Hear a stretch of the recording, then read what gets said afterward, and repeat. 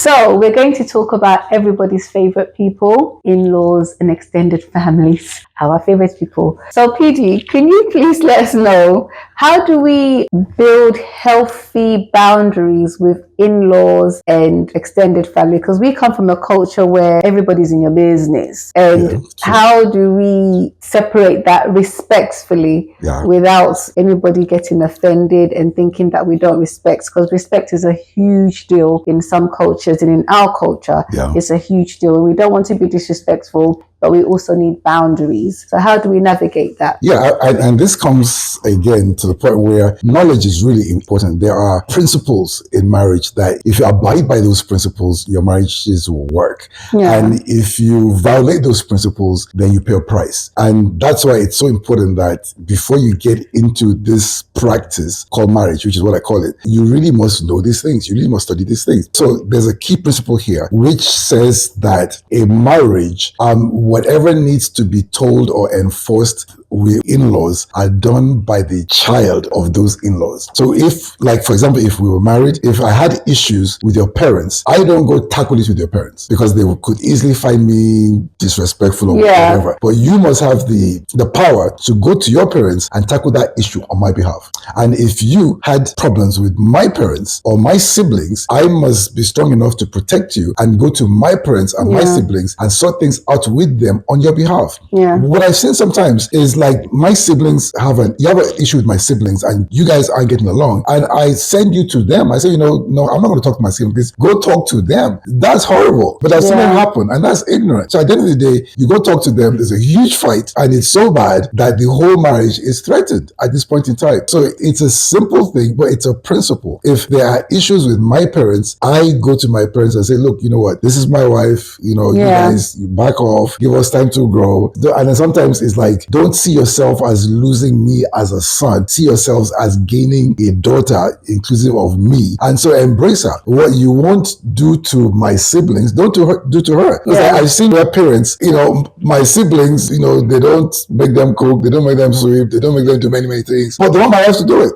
And it's like, no, let's not do that. She's an addition to your daughters. And treat her like one of them. And, one of my questions is, how does the child respectfully tell their parents that now my wife is my priority? Because that's a shift. That's a shift. Because you've always prioritized your parents, you've respected them, they took you to school, they paid school fees, whatever. And it's almost like now somebody else is taking center stage. And I think some parents find that difficult to swallow. Which is true. So how would a child, male or female, because I think it's important that that conversation maybe not had but is expressed, that my wife, my significant other, my husband is now the most important person in my life. Well, the thing here is this: if you are old enough to get married, you are old enough to jump on another person's daughter and sleep with them, then you're old enough to tell your parents that, you know what, I have a family and this is my wife, and please give me the opportunity to run my home. Make my mistakes, learn, and keep moving. And I'm sure when you were my age and you married my mom, I don't think you were that open to other people coming to run your home. So please let me do mine. Because what I've seen most times is the same parents who are trying to run your home, when they were younger, didn't allow their parents to run their home. But now they're trying to run yours. So you want to remind them that when you were my age and you did this, that's what you've done a good job. I had a situation where I know somebody who, when they got married, their mom, they were very close to their mother, and their mother always was around from the jump. And it was really, the wife is going out, the mom wants to go out, and they would have to make a decision as to who to take, whether it's the wife or the mum, and they'll end up taking their mum. And that marriage ended up breaking down, but they didn't realize that little by little, you always chose your mum over your wife. So when you were taking your mum, what do you think your wife was doing? Where was she? Do you understand? Exactly. It was neglect. On their point. So fellas, ladies out there. And one thing too that I see is a lot of young men, even beyond that, I've seen women raising their male child and telling them, what, I'm your mom, when you get older, make sure that I'm your mom and I've done this for you, I've done this for you. So don't just go and bring one woman into the house and the next thing you treat me bad. And that's how they raise that child. So that child grows up and says, you know what, my mom's my mom and she's always going to be number one. But that's not how it works. Yeah. When you marry, your spouse is your number one, you know. Yeah. And then I've seen men in particular, like, you know, my parents, they struggled to send me to school. They sacrificed, they did a lot. So now that I'm an adult, I'm just going to live my life for them. But that's not fair as well. Because if you wanted to do that, then you have stayed single and then made them the source of your life. But if you chose to marry somebody, your spouse is your next of kin. Your spouse is your number one. Yes. And that's how it's going to be. Even your kids can't take that number one position. Because I know women too, when the man has misbehaved, is not loving, not emotionally available, they now try to give that love that was meant for the spouse to a child. But guess what? The spousal love is a love that goes to a person that never goes out of your life. So death do us part. But the child's going to live your life. No matter how close you get everything, they're going to find some little young girl somewhere and they're going to go away, or they're going to get married, they're going to leave you. And what will you do at that point? Because you've given them this spousal love that you shouldn't have given them. So knowledge is power, and you've got to know what to do. Marriage, relationship, it's an occupation. You've got to read the books. I mean, I have quite a few books here. You know, this is Marriage Hacks. It tells you everything. This here is red flags. It's like you need to know the red flags. Most times that women come to me and say, you know, I chose the wrong person, I always ask them one question. That question is, did you see this thing before you got married? This thing that you've come to me because you're about to get divorced on it, you know, did you see it before the marriage? And they always say yes. They always say yes. They just did not know what the red flag would result in after marriage. They did not know how much pain. So this is important to read. You know, like and the pain and the regret after you've made the mistakes is horrible. And this book will save you that pain. You know? I've read all of your 4 books, to be honest. And this one here, I think what I liked about this one is it speaks to the men as well. So it tells women what husband material is, and it tells men what they should be doing as well. So these are, I'm not saying it because it's here, but these are really good books to read. So going on, we spoke about this topic before, but I just want you to go over it again. And that's the financial expectations, because we're talking about in-laws and family now. How do young couples or couples handle the expectations that family expects in terms of financially? That's a really good question, because people really struggle with that. The main thing is transparency and agreement, which means that once you're married, don't go sending money to your people you don't want your wife to know. Don't do that. It's like how much are we sending to our parents? It's like how much are we spending to send to our parents? Whatever we agree, whoever is doing the finances, you know, every month send them the money. Let it be something you can afford, you know, and just make sure that it's at the level that you can afford. And you can always move and increase this. What causes the problem is our money is supposed to finance our marriage, okay? But behind my back, you sent half your money to your parents. They were struggling for some things in the marriage. And I'm thinking, you know, is this fair? You know, or sometimes we agree on something, but behind the back, you sent this amount to your people, but meanwhile, you don't need to know because you don't want to send that amount to my people. And I'm thinking, is this fair? So this is the thing where don't do that. It's like, I love you, you love me, and this is how much we earn.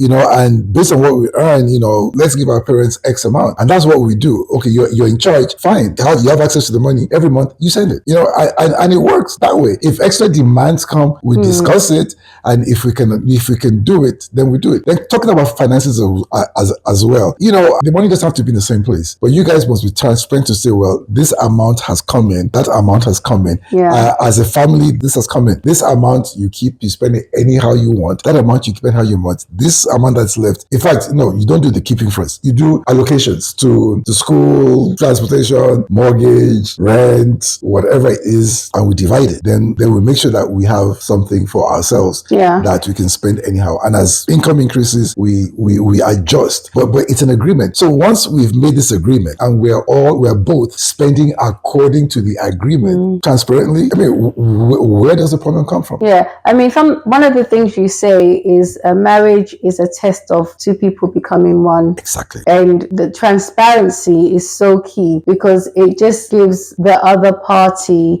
peace. It fosters peace, it fosters trust, and it just makes them not make up things in their head. True. You know. My last question on in-laws and extended family is, are there any exercises, any activities, anything as a married couple that can be done to bring families together without losing yourself as a married couple. So trying to unite and create harmony, especially in situations where people come from different backgrounds. Okay. Because some people get married in rich, poor, different religions or whatever. I don't know. I mean, we should really, can you speak to that? The thing is that there's some things that people have got to learn about in-laws. For example, your husband's mother is very important to him most of the time. You know, and don't make that mistake. You can't, as a wife, you know, like abuse your husband's mother. No. You know, don't do that. It's not going to fly. And even when you have complaints, there's a way you present it. Don't present it in a way that vilifies his mother, you know, to him. It may not be taken well. It's really, really important where you just don't do that. Where it's like your husband's mother, you don't do that. The other thing too is you should know the rules. If your wife just had a baby, tell your mom to stay home. Let her mom, your wife's mother, come take care of her. You know, I've seen this too often and it makes no sense. You just have a baby. Sometimes it's a C-section. Your husband's mother comes to take care of you. She sits in the living room and asks you that just had the baby to come serve her food and cook for her and everything. And she came quote unquote to take care of you because you just had a baby.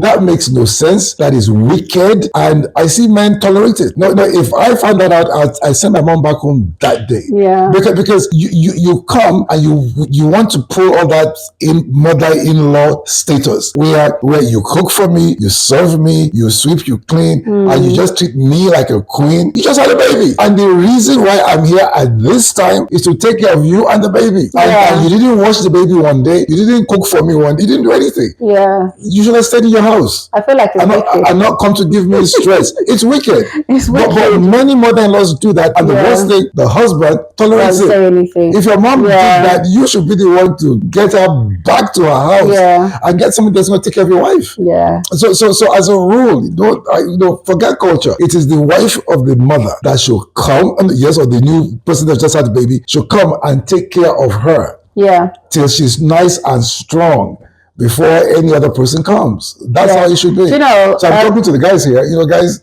don't let that happen. Just don't. And I have a friend who that extreme scenario happened to, where the mother was trying to belittle her and trying to get sort of like a tug of war, who my son will listen to me or you, let's see, that kind of thing.